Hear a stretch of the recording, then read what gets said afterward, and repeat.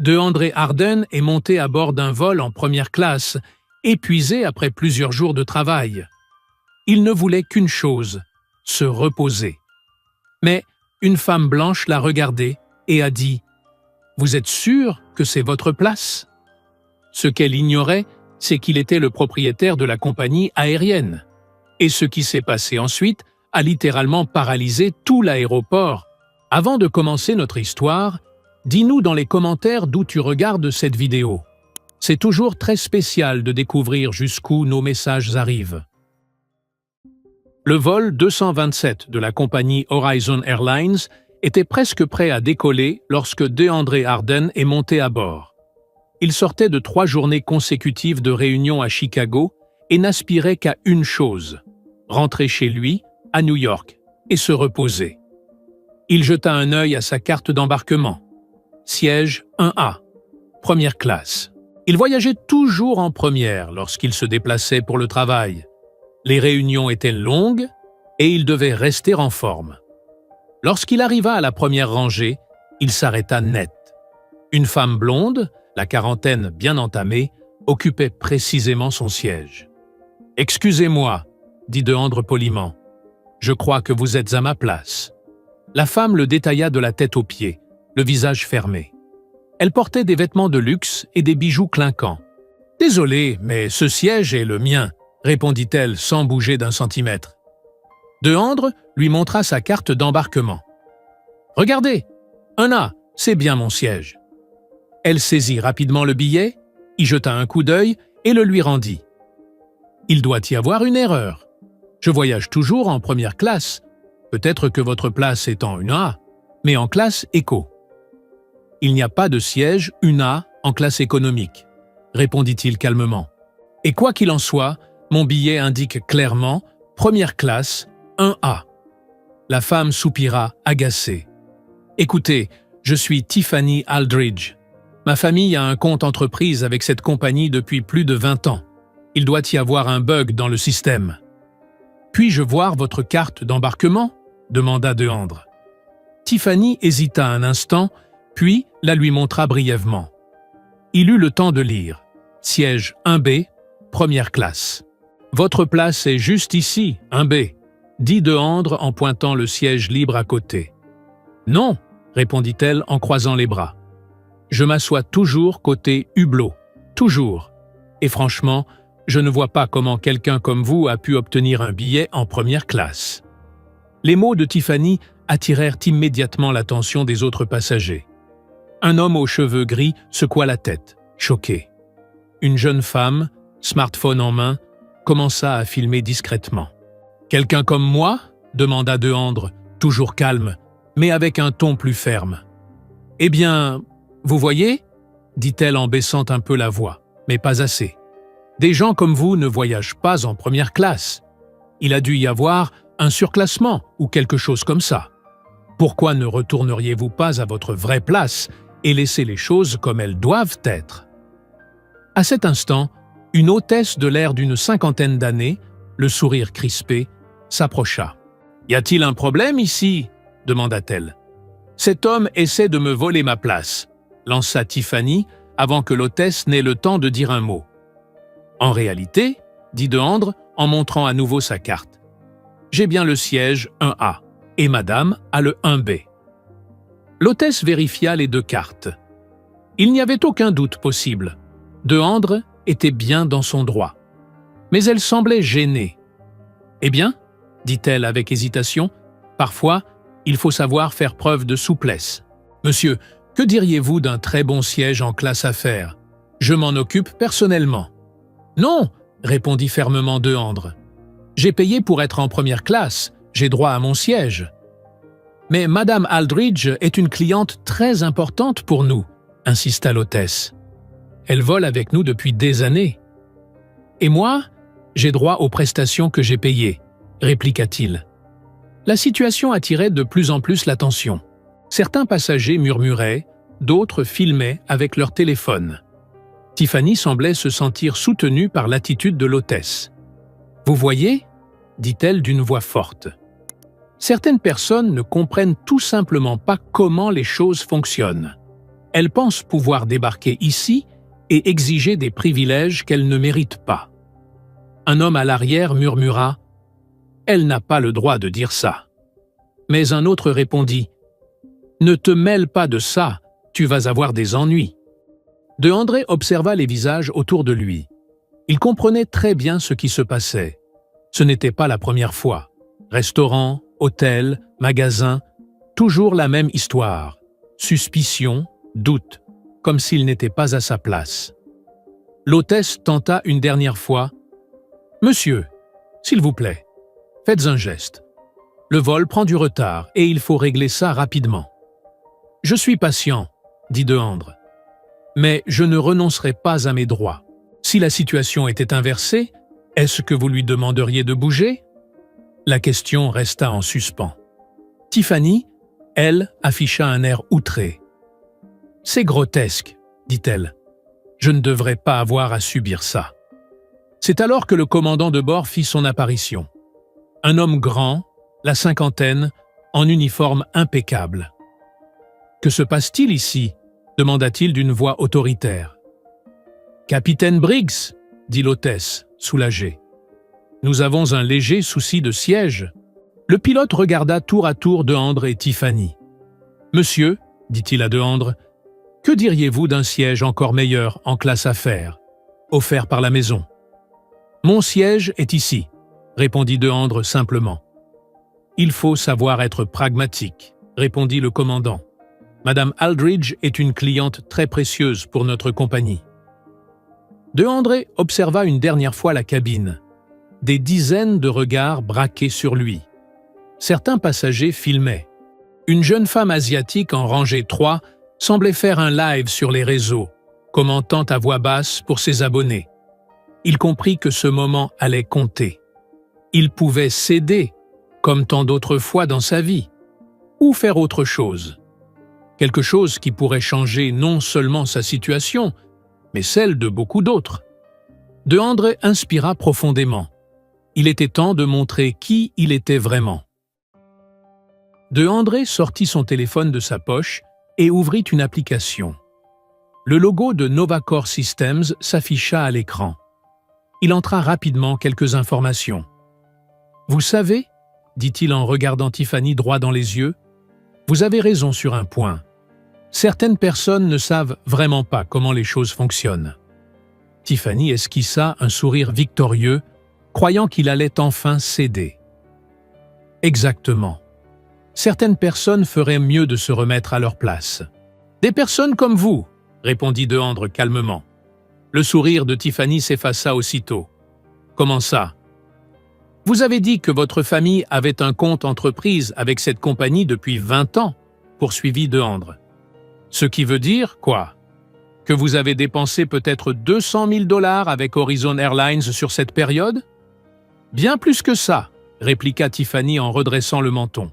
« Intéressant, » répondit Deandre. « Parce que moi, j'ai investi 200 millions de dollars dans cette compagnie au cours des 5 dernières années. » Le commandant Briggs fronça les sourcils. « De quoi parlez-vous, monsieur ?» Deandre montra l'écran de son téléphone. « Je m'appelle Deandre Arden. Je suis PDG de Novacor Systems et je possède 65% des actions d'Horizon Airlines. » Un silence complet s'abattit sur la première classe. La jeune femme qui diffusait en direct chuchota, surexcitée, à son téléphone « Les gars, vous n'allez pas en croire vos oreilles !» Tiffany cligna plusieurs fois des yeux, comme si elle n'arrivait pas à assimiler l'information. « C'est faux, » dit-elle enfin. « Commandant Briggs, » dit Deandre, « vous pouvez appeler le centre des opérations pour confirmation. Ou je peux le faire moi-même, si vous préférez. » Le pilote était désormais visiblement nerveux. Il savait qu'un actionnaire principal avait un réel pouvoir de décision. Deandre reprit sa saisie sur le téléphone. « En fait, je vais utiliser mes droits d'actionnaire majoritaire pour régler immédiatement cette situation. »« Quel droit ?» demanda l'hôtesse, qui avait maintenant le teint livide. « En tant qu'actionnaire principal, j'ai le droit de prendre certaines décisions opérationnelles en cas de situation exceptionnelle, » expliqua Deandre. Et je considère qu'une discrimination envers un passager constitue précisément ce genre de situation. Tiffany se leva enfin de son siège. « Attendez une minute, vous ne pouvez pas… » « En réalité, si, je peux, » répondit Deandre en terminant de taper. « Je viens d'envoyer un ordre à la centrale. Ce vol est annulé et retournera immédiatement à la porte d'embarquement. »« Quoi ?» hurla Tiffany. « Vous n'avez pas le droit d'annuler tout un vol. »« Si, j'ai ce droit. Et je viens de le faire, » répondit Deandre, toujours calme. « Tous les passagers seront rebookés sur d'autres vols, avec surclassement gratuit si nécessaire. Sauf vous, Madame Aldridge. » Le commandant Briggs reçut un appel radio. Après quelques secondes d'échange, il raccrocha et regarda Deandre avec un mélange de respect et d'appréhension. « Monsieur Harden, dit-il, la centrale a confirmé votre identité et votre autorité. Nous retournons à la porte, comme demandé. » Les passagers commencèrent à murmurer. Certains semblaient impressionnés, d'autres agacés par le retard. Mais la majorité était visiblement du côté de Deandre. « C'est un scandale !» cria Tiffany. « Vous n'avez pas le droit de me traiter ainsi. Je vais poursuivre cette compagnie. »« Libre à vous, » répondit Deandre. « Mais permettez-moi de vous rappeler quelques points. Premièrement, vos propos ont été enregistrés par le système de sécurité de l'avion ainsi que par au moins 10 téléphones de passagers. Deuxièmement, la discrimination est un délit. Et troisièmement, en tant que chef d'entreprise, vous devriez savoir que les actes ont des conséquences. « Quelle entreprise ?» demanda un passager, intrigué. « Madame Aldridge est PDG de Aldridge Marketing », répondit Deandre, après une recherche rapide sur son téléphone. « Une société qui travaille avec plusieurs grandes entreprises. » Tiffany devint encore plus pâle.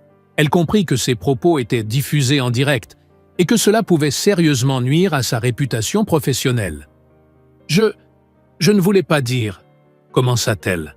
« Vous avez dit exactement ce que vous pensiez » l'interrompit Deandre. « Vous avez dit que des gens comme moi n'ont pas leur place en première classe. Vous avez remis en question ma présence ici. Et vous avez insinué que je devrais connaître ma place. » La jeune femme qui filmait avait maintenant les yeux brillants d'émotion. « Les amis, il y a plus de 500 000 personnes qui regardent en live. Ce mec est littéralement le propriétaire de la compagnie aérienne. » L'avion fit demi-tour pour retourner à la porte d'embarquement. Deandre s'installa enfin sur son siège 1A, désormais libre depuis le départ de Tiffany.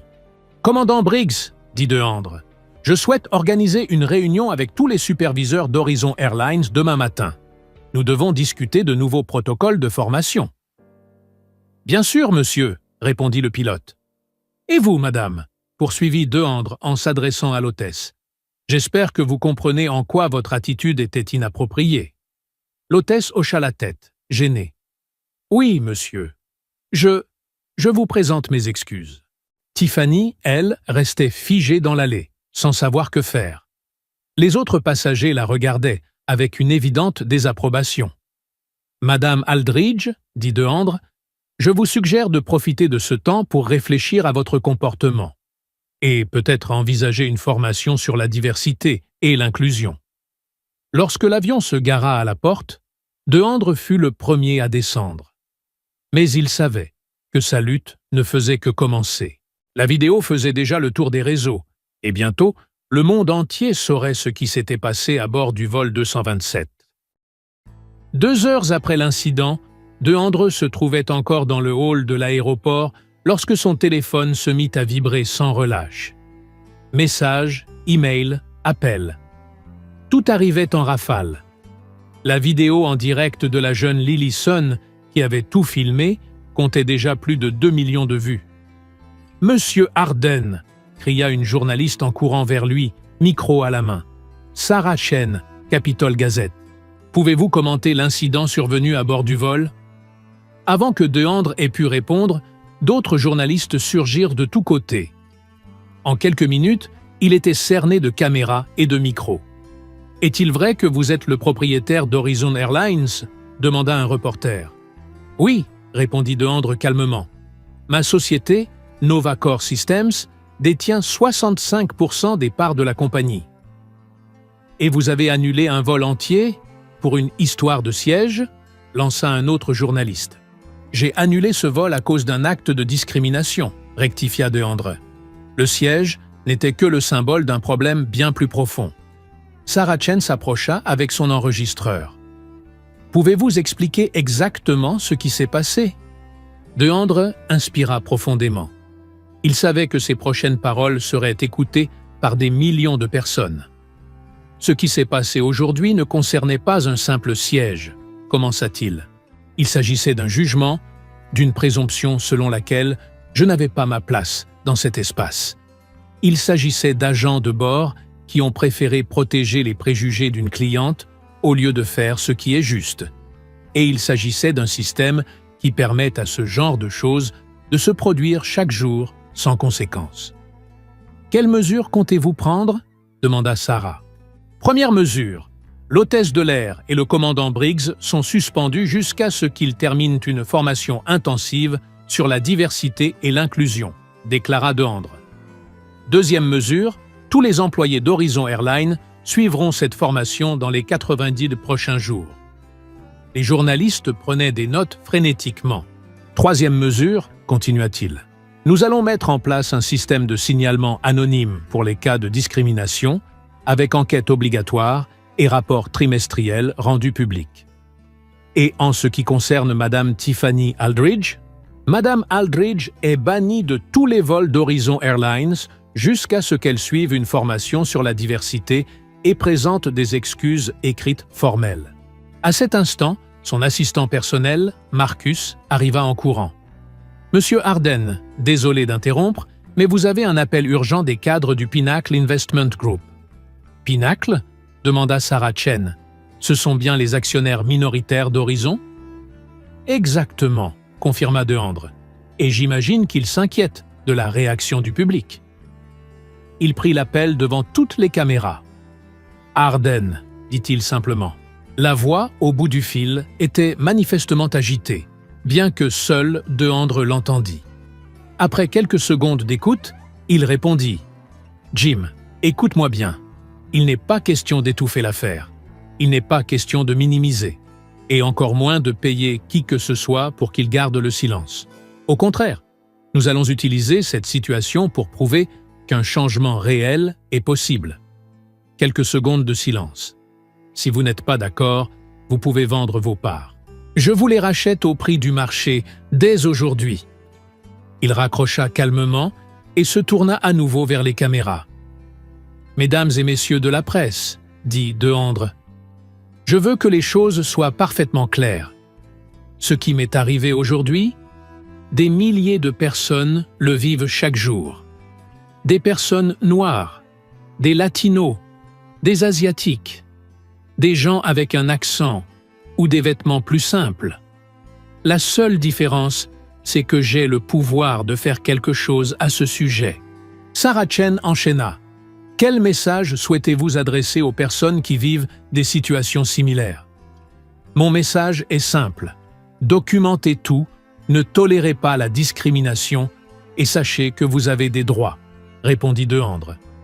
Et mon message aux entreprises, formez vos équipes, adoptez des politiques claires et comprenez que la discrimination n'est pas seulement immorale, elle est mauvaise pour le business. À ce moment-là, Lily Sun, la jeune femme qui avait tout filmé, s'approcha timidement. « Monsieur Harden, dit-elle, est-ce que je peux vous parler un instant ?»« Bien sûr, » répondit Deandre en s'éloignant légèrement de la foule. « Je voulais juste vous remercier, » dit Lily. « Ma vidéo a déjà plus de 5 millions de vues. Les gens partagent leurs propres histoires de discrimination. C'est devenu bien plus qu'un incident dans un avion. » Pour la première fois depuis son arrivée à l'aéroport, Deandre sourit. « Combien de personnes en parlent ?» demanda-t-il. Sur Twitter, il y a déjà plus de 50 000 publications avec le hashtag #PeerSiège-du-Respect, répondit Lily. Et de plus en plus de gens témoignent de situations similaires. C'est exactement ce que j'espérais, dit Deandre. Un incident isolé peut être ignoré. 50 000 témoignages, c'est la preuve d'un problème systémique. Sarah Chen revint une dernière fois. « Monsieur Arden, une dernière question. Qu'attendez-vous de cet événement à l'avenir » Deandre regarda toutes les caméras autour de lui, conscient que ces mots allaient être repris aux journaux télévisés, sur les réseaux sociaux et dans les conversations de milliers de foyers à travers le pays. « J'espère qu'aucun enfant demain ne devra entendre qu'il n'a pas sa place quelque part à cause de la couleur de sa peau, dit-il. J'espère que les employés réfléchiront à 2 fois avant de supposer qu'une personne ne mérite pas le respect. Et j'espère que d'autres entreprises verront ce qui s'est passé ici et choisiront de faire mieux. » 6 mois après l'incident du vol 227, Deandre se trouvait dans son bureau, au dernier étage du siège de Novacor Systems, contemplant Manhattan par la fenêtre. Sur son bureau s'empilaient des rapports détaillant les résultats des changements mis en place. Marcus entra avec une nouvelle liasse de documents. « Monsieur Arden, voici les chiffres trimestriels d'Horizon Airlines. »« Bonne nouvelle ?» demanda Deandre en prenant le dossier. « Excellente. La satisfaction client a augmenté de 40%. Les plaintes liées à la discrimination ont chuté de 85% et les revenus ont grimpé de 20%, répondit Marcus, tout sourire. Et les autres compagnies aériennes? United, Delta et American ont adopté des programmes similaires. Visiblement, personne ne veut être la prochaine cible des réseaux sociaux. Deandre esquissa un sourire. Depuis l'incident, il n'avait cessé de travailler pour transformer ce moment gênant en véritable moteur de changement. La première mesure avait été d'étendre le système de signalement. Grâce à la technologie de Novacor, ils avaient créé une application permettant aux passagers de signaler, en temps réel, tout comportement discriminatoire.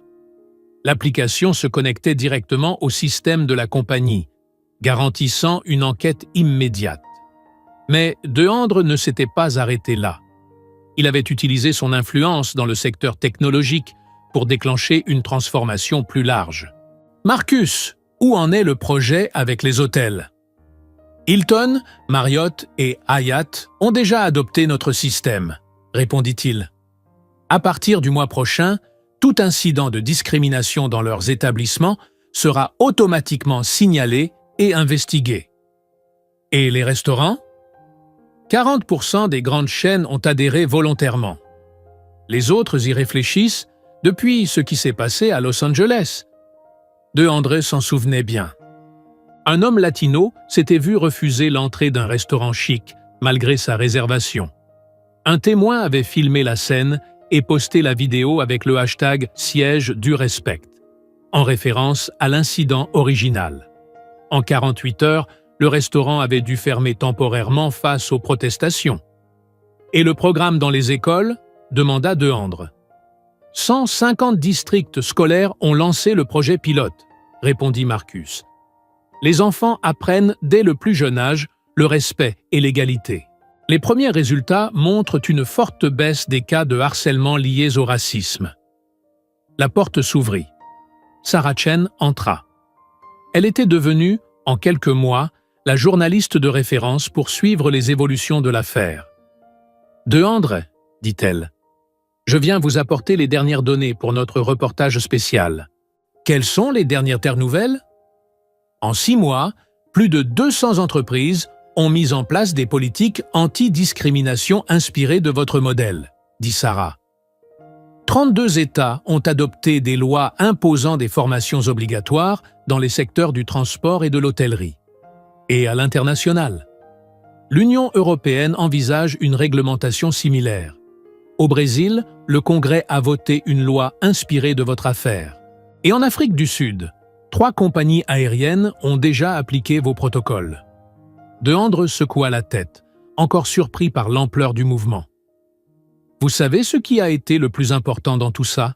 demanda-t-il. « Quoi donc ?» répondit Sarah. « Les gens ont commencé à parler. Quand ma vidéo est devenue virale, des millions de personnes ont partagé leurs propres expériences.